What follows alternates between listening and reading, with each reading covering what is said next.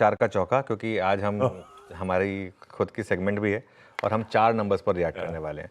तो शुरुआत करते हैं फिर चार का चौका की। सबसे पहले बात करते हैं रिलायंस की, और इसमें सबसे पहले हम बात करेंगे कैसा रहा रिलायंस। रिलायंस ने देखिए अच्छे नंबर्स पेश किए, O2C और रिटेल इसने अच्छा परफॉर्मेंस दिया, और टेलीकॉम और ऑयल एंड गैस ये उम्मीद के मुताबिक रहा। और कंसोलिडेटेड रेवेन्यू 6.6% बढ़ा है आशीष। कंसोलिडेटेड EBITDA 8% बढ़ा है यहाँ पर। कंसोलिडेटेड मार्जिन 18.3% पर आए हैं वर्सेस 18.1%। मुनाफा 7% बढ़ा है। यतिन का पोल एक्सपेक्ट कर रहा था कि मुनाफा गिरेगा, और अच्छा खासा बढ़ा है, ऐसा भी नहीं है कि छोटा मोटा बढ़ा है। 7% कंसोलिडेटेड मुनाफा बढ़ा है यहाँ पर, 18,540 करोड़ पर आया है वर्सेस 17,265 करोड़ सा, और 7.4% बढ़कर ये लिखिए इसमें। रिलायंस के मामले में देखिए नतीजे भी अच्छे हैं और पोजीशनिंग भी कोई बहुत ज़्यादा हैवी नहीं है। थोड़ा सा चला है स्टॉक लोअर लेवल से, कल डी हाई पर बंद हुआ है। अभी देखिए ये सब चीज़ें होती रहती हैं, लेकिन अदरवाइज नंबर्स का रिएक्शन मुझे लग रहा है कि पॉजिटिव आना चाहिए। एक बार फिर डिस्क्लेमर प्ले कर देते हैं, लेकिन देखिए अब at the end of the day bigger stock है तो उसको हमें डिस्कस तो करना पड़ेगा उसके नंबर्स। अब बात करते हैं हम इन्फोसिस की। अच्छा, इन्फोसिस के केस में हमारे पास एक एडवांटेज होती है।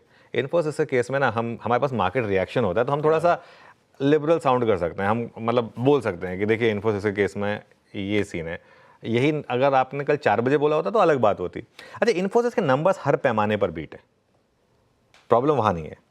प्रॉब्लम पता है क्या है? देखिए Q3 रेवेन्यू ग्रोथ 0.9% हम फ्लैट एक्सपेक्ट कर रहे थे। कांस्टेंट करेंसी रेवेन्यू ग्रोथ 1.7% हम 1% एक्सपेक्ट कर रहे थे। मार्जिन 20 बेसिस पॉइंट बढ़कर आया। FY25 का कांस्टेंट करेंसी रेवेन्यू गाइडेंस जो उन्होंने बढ़ाया है 3.75 टू 4.5 से बढ़ाकर 4.5 टू 5 किया है। मार्जिन गाइडेंस उन्होंने सेम रखा है, लेकिन उन्होंने कहा कि अमेरिका में ना BFSI सेगमेंट में डिस्क्रिशनरी डिमांड बढ़ी है। ये इनकी स्टेटमेंट थी। मेरे ख्याल से इस स्टेटमेंट को मार्केट ने थोड़ा नेगेटिवली लिया है। TCS के केस में आपको याद होगा, TCS ने कहा था कि हमने अक्रॉस वर्टिकल्स ग्रोथ देखी है। BFSI इंप्रूव कर रहा है, सबको पता है, लेकिन अच्छा दूसरी चीज़, इस साल में TCS 9% और इन्फोसिस इस साल में नहीं, एक्चुअली पिछले 12 महीने में, एक्चुअली 12 महीने में कर दीजिएगा इसको। 12 महीने में TCS 9% और इन्फोसिस 18% चढ़ा। इस साल तो ये तो अभी 16 दिन हुए, मैंने गलती से लिख दिया था, इसको चेंज कर दीजिए, 12 महीने कर दीजिए। तो ये हुआ है इन्फोसिस के केस में और TCS के केस में। और अगर आप इसकी इम्प्लाइड रेवेन्यू ग्रोथ देखें Q4 की इस गाइडेंस के हिसाब से, तो भी वो माइनस है, -2 टू -0.5%। तो क्यों खुश होना है इसको लेकर? वैल्यूएशन भी अब इन्फोसिस के 26 टाइम्स पर है। 26 टाइम्स पर जगह नहीं है इन्फोसिस के केस में। हाँ, लेकिन और इनकी कमेंट्री भी उतनी बुलिश नहीं है जितनी TCS की थी। लेकिन एक चीज़ मैं जरूर कहूँगा, आज अगर ये ADR वाला परफॉर्मेंस मिरर करेगा, 5-6% नीचे खुलेगा, तो कुछ लोग बाय जरूर करेंगे।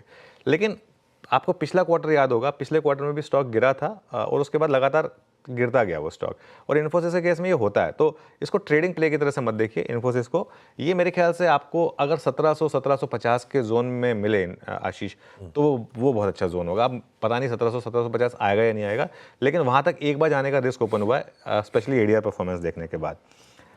अब आइए एक्सिस बैंक पर। एक्सिस बैंक के केस में प्रॉफिट 6071 करोड़ से बढ़कर 6304 पर, NII 12,532 करोड़ से बढ़कर 13,606 करोड़ पर। आप कह सकते हैं कि अनुमान से कम थे। ग्रॉस NPA थोड़ा बढ़ा है, 1.44 से 1.46। नेट NPA भी 0.34 से बढ़कर थोड़ा सा 0.35 पर आया है। प्रोविजनिंग घटी है यहाँ पर। NIM नेट इंटरेस्ट मार्जिन 4% से घटकर 3.93% पर आया है, जो कि 10 क्वार्टर लो पर है NIM। डिपॉजिट और लोन ग्रोथ दोनों करीब करीब 9% की ग्रोथ है दोनों में, लेकिन ये दोनों भी करीब करीब 15 क्वार्टर लो पर हैं। लेकिन एक्सिस बैंक के केस में ये सब भाव में है। इसमें मतलब ऐसा कोई नंबर नहीं है जो कोई रॉकेट साइंस है, सबको पता ही है। तो इसमें इस लेवल पर मुझे नहीं लगता नेगेटिव होने में कोई सेंस है। अगर गैप डाउन हो तो शॉर्ट बिल्कुल मत करिए। पहली बात, आपको लॉन्ग नहीं करना, वो आपकी मर्जी है, लेकिन शॉर्ट बिल्कुल मत करिए इन लेवल्स पर।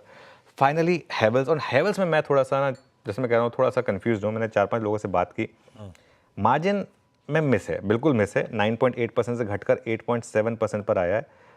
लेकिन एक होता है पोल, एक होता है विस्पर नंबर जो स्ट्रीट में घूमता है।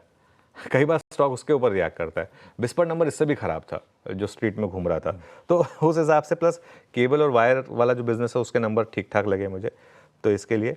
लेकिन स्टॉक हो सकता है यहाँ से ज़्यादा ना गिरे। यहाँ से एक बार के लिए मुझे लगता है कि हो सकता है लोअर लेवल से 5 से 10% की रैली भी हो सकती है हैवेल्स के केस में। तो ये थोड़ा सा डिटेल एनालिसिस इन चारों नंबर्स का। बहुत